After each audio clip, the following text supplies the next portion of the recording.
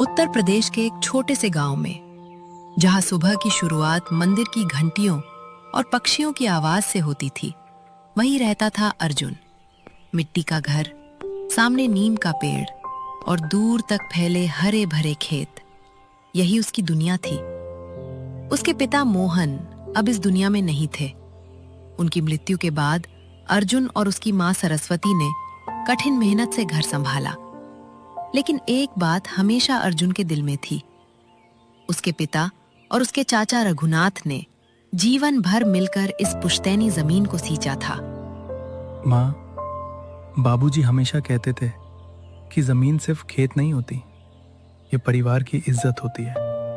हाँ बेटा, और उन्होंने ये भी कहा था कि चाहे कैसी भी मुसीबत आए, अपने चाचा का सम्मान कभी मत छोड़ना। अर्जुन सिर झुकाकर मुस्कुरा देता है। कुछ ही देर बाद अर्जुन खेत पहुंचता है। वहां रघुनाथ पहले से काम कर रहे थे। उम्र ढल चुकी थी, लेकिन मेहनत करने की आदत आज भी वैसी ही थी। चाचा जी, आप मुझे बुला लेते। इतनी धूप में अकेले क्यों काम कर रहे हैं?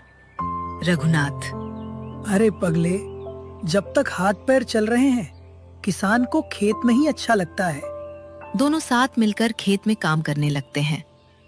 गांव वाले उन्हें देखकर कहते हैं, देखो, बाप के बाद भी भतीजा अपने चाचा का कितना सम्मान करता है। लेकिन हर खुशहाल परिवार को देखकर कुछ लोगों के मन में जलन भी पैदा होती है। गांव का शंभू दूर बैठा दोनों को देख रहा था। शंभू: इतनी बड़ी जमीन और दोनों मिलकर खेती कर रहे हैं, अगर इनके बीच झगड़ा हो जाए तो मजा आ जाएगा। उसकी आंखों में लालच साफ दिखाई देता है। शाम को शंभू रघुनाथ के घर पहुंचा। रघुनाथ भैया, बुरा मत मानना, लेकिन एक बात पूछूं? पूछो। इतनी जमीन में आधा हिस्सा अर्जुन का कैसे हो सकता है? आखिर उसने कमाया ही क्या है? रघुनाथ कुछ नहीं बोलते, लेकिन उनके चेहरे पर सोच की लकीरें उभर आती हैं। यही वो पल था जब पहली बार रघुनाथ के मन में शक का बीज बोया गया। उधर अर्जुन अपनी माँ के साथ खाना खा रहा था। माँ, चाचा जी हमारे लिए पिता समान हैं। मैं कभी उनके खिलाफ नहीं जाऊंगा। बस बेटा, भगवान करे ये प्यार हमेशा बना रहे। रात भर रघुनाथ की आंखों में नींद नहीं थी। शंभू की कही हुई बातें उनके मन में बार बार गूंज रही थी। पहली बार उन्हें लगा कि कहीं सचमुच पुश्तैनी जमीन पर उनका हक कम तो नहीं हो जाएगा। रघुनाथ: अगर कल अर्जुन ने आधी जमीन अपने नाम करवा ली, तो मेरे बच्चों का क्या होगा? क्या मैंने सारी उम्र मेहनत इसलिए की थी? हर दिन की तरह अर्जुन खेत पहुंचा, लेकिन आज रघुनाथ का व्यवहार बदला हुआ था। उनके चेहरे पर अपनापन नहीं, बल्कि दूरी दिखाई दे रही थी। चाचा जी, आज तुड़ाई इस तरफ से शुरू करें? तुम अपना काम करो, मुझे मत सिखाओ कि खेत कैसे संभालना है। रघुनाथ की बात सुनकर अर्जुन हैरान रह गया। ये पहली बार था जब चाचा ने उससे इतने कठोर शब्दों में बात की थी। उधर शंभू अपनी चाल को और आगे बढ़ाने में लगा था। सुना है अर्जुन शहर जाकर वकील से मिलने वाला है।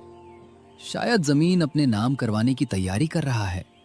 गांव वाले एक दूसरे का मुंह देखने लगे।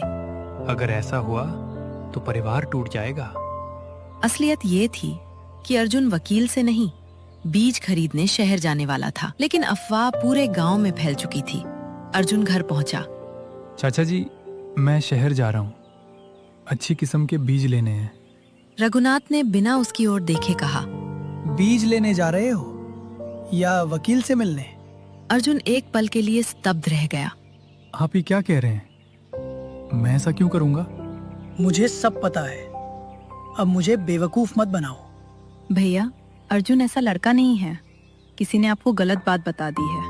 अब मुझे कोई समझाने की जरूरत नहीं है। सरस्वती की आंखों में आंसू आ गए। जिस परिवार में कभी ऊंची आवाज नहीं उठी थी, वहां आज अविश्वास ने दस्तक दे दी थी। अर्जुन मंदिर की सीढ़ियों पर बैठा था।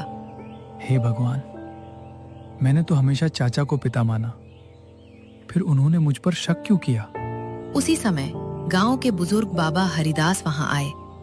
बेटा, जब रिश्तों में भरोसा कमजोर पड़ता है तब झूठ सबसे पहले घर में प्रवेश करता है। धैर्य रखो, सच एक दिन जरूर सामने आएगा। अर्जुन बाबा के चरण छू लेता है। उधर शंभू अपने आंगन में बैठा मुस्कुरा रहा था। बस अब एक आखिरी चाल बाकी है। कल मैं जमीन के नकली कागज दिखाऊंगा। उसके बाद चाचा और भतीजा कभी एक नहीं हो पाएंगे। वो जोर से हंसता है। सुबह का सूरज निकल चुका था, लेकिन रघुनाथ के मन का अंधेरा और गहरा होता जा रहा था। रात भर वो सिर्फ जमीन के बारे में सोचते रहे। तभी शंभू हाथ में एक पुरानी फाइल लेकर उनके घर पहुंचा। रघुनाथ भैया, मैं आपको धोखा खाते नहीं देख सकता, इसलिए ये कागज आपके लिए लाया हूँ। कैसे कागज? शंभू फाइल खोलता है और कुछ पुराने जैसे दिखने वाले दस्तावेज सामने रख देता है। गांव के लोग कह रहे हैं कि अर्जुन चुपचाप अपने पिता के हिस्से से ज्यादा जमीन अपने नाम करवाने की तैयारी कर रहा है। रघुनाथ पढ़े लिखे नहीं थे। उन्हें कागजों की सच्चाई समझ नहीं आई। उन्होंने बिना जांच किए शंभू की बातों पर भरोसा कर लिया। उधर अर्जुन हमेशा की तरह खेत में काम कर रहा था। उसे अंदाजा भी नहीं था कि उसके खिलाफ एक बड़ी साजिश रची जा चुकी है। कुछ देर बाद रघुनाथ तेज कदमों से खेत में पहुंचे। बस बहुत हो गया अर्जुन। अर्जुन चौंक कर उनकी ओर देखता है। क्या हुआ चाचा जी? अब भोले बनने की जरूरत नहीं। तू मेरी जमीन हड़पना चाहता है। क्या?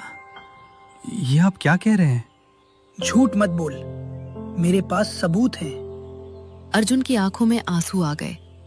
जिस चाचा को वो पिता से भी बढ़कर मानता था, वही आज उस पर चोरी और धोखे का आरोप लगा रहे थे। चाचा जी, अगर आपको लगता है कि मैंने बेईमानी की है तो मेरी आंखों में देखकर कहिए। मुझे तेरे आंसुओं पर अब भरोसा नहीं। ये सुनकर अर्जुन का दिल टूट गया। झगड़े की आवाज सुनकर गांव वाले इकट्ठा हो गए। अरे ये क्या हो गया? जो चाचा भतीजा कभी अलग नहीं होते थे, आज एक दूसरे पर आरोप लगा रहे हैं। लगता है जमीन ने रिश्ते से बड़ी जगह ले ली। अर्जुन चुपचाप घर लौट आया। उसकी माँ सरस्वती ने उसके चेहरे की उदासी देखते ही सब समझ लिया। क्या हुआ बेटा? माँ, आज चाचा जी ने मुझे चोर कहा। सरस्वती की आंखों से आंसू बहने लगे। तुम्हारे पिता अगर आज जिंदा होते तो ये दिन कभी नहीं देखना पड़ता। उधर शंभू फिर रघुनाथ से मिलने पहुंचा। भैया, अब देर मत कीजिए, पंचायत बुलाइए, वहीं फैसला हो जाएगा। हाँ, अब पंचायत ही सच बताएगी। शंभू के चेहरे पर एक चालाक मुस्कान फैल गई। अर्जुन बाबा हरिदास के पास पहुंचा। बाबा, क्या सच बोलने वाले की हमेशा जीत होती है? बेटा, सच की चाल धीमी होती है, लेकिन वो कभी हारता नहीं। झूठ चाहे जितना तेज दौड़े, अंत में गिरता जरूर है। अर्जुन उनके चरण छूकर लौट जाता है। अगले दिन पूरे गांव में मुनादी कर दी गई। कल सुबह पंचायत बैठेगी। रघुनाथ और अर्जुन के जमीन विवाद का फैसला पूरे गांव के सामने होगा। पूरा गांव इस खबर से स्तब्ध था। एक तरफ अर्जुन सिर झुकाए खड़ा था, दूसरी तरफ रघुनाथ गुस्से से भरे हुए थे और भीड़ के पीछे खड़ा शंभू मुस्कुरा रहा था। उसे पूरा विश्वास था कि उसकी चाल अब सफल होने वाली है। अगली सुबह गांव की चौपाल लोगों से खचाखच भरी हुई थी। हर किसी की नजर सिर्फ एक बात पर थी। क्या आज चाचा और भतीजे का विवाद खत्म होगा या हमेशा के लिए रिश्ता टूट जाएगा? सरपंच रामदयाल अपनी जगह पर बैठे। उनके सामने एक तरफ रघुनाथ थे, दूसरी तरफ अर्जुन अपनी माँ सरस्वती के साथ खड़ा था। आज पंचायत किसी का पक्ष नहीं लेगी, यहाँ सिर्फ सच की जीत होगी। पहले रघुनाथ अपनी बात रखें। सरपंच जी, मेरे भाई मोहन के जाने के बाद मैंने पूरी जमीन संभाली। अब अर्जुन मेरे हिस्से की जमीन भी अपने नाम करवाना चाहता है। मेरे पास इसके सबूत हैं। रघुनाथ शंभू द्वारा दिए गए कागज सरपंच के सामने रख देते। पूरा गांव उन कागजों को देखकर हैरान था। पहली नजर में वे असली लग रहे थे। अर्जुन, अब तुम अपनी बात कहो। सरपंच जी, मेरे पिता ने मुझे सिखाया था कि रिश्ते जमीन से बड़े होते हैं। मैंने कभी चाचा जी के खिलाफ एक कदम भी नहीं उठाया। मुझे इन कागजों के बारे में कुछ भी नहीं पता। भैया, अगर मेरे बेटे ने कभी बेईमानी की हो तो मैं खुद उसे सजा दूंगी, लेकिन बिना जांच के उस पर आरोप मत लगाइए। गांव के कई बुजुर्ग अर्जुन की बात सुनकर भावुक हो गए। तभी भीड़ में से बाबा हरदास आगे आए। सरपंच जी, मुझे इन कागजों को देखने दीजिए। उन्होंने कागजों को ध्यान से देखा। इन पर जो मोहर लगी है, ये 5 साल पहले बनी थी, जबकि मोहन की मृत्यु उससे कई वर्ष पहले हो चुकी थी। पूरा चौपाल सन्न रह गया। रघुनाथ पहली बार चौंक कर शंभू की ओर देखने लगे। शंभू, ये कागज तुम्हारे पास कहां से आए? वो मुझे किसी ने दिए थे। किसने? शंभू चुप हो गया। उसके माथे पर पसीना आने लगा। तभी गांव के डाकिये गोपाल आगे आए। सरपंच जी, मैं गवाही देना चाहता हूं। जो सच है वो सबके सामने कहो। 2 दिन पहले मैंने शंभू को कस्बे के एक टाइपिस्ट से ऐसे ही कागज बनवाते देखा था। मुझे लगा कोई जरूरी काम होगा, इसलिए मैंने ध्यान नहीं दिया। पूरा गांव शंभू की तरफ देखने लगा। शंभू, क्या ये सच है? हाँ, मैंने ही नकली कागज बनवाए थे। ये सुनते ही पूरे गांव में हलचल मच गई। रघुनाथ के पैरों तले जमीन खिसक गई। उन्हें समझ आ गया कि उन्होंने अपने ही भतीजे पर बिना वजह शक किया। लेकिन अर्जुन की आंखों में दर्द अभी भी था, क्योंकि विश्वास एक बार टूट जाए तो उसे जोड़ना आसान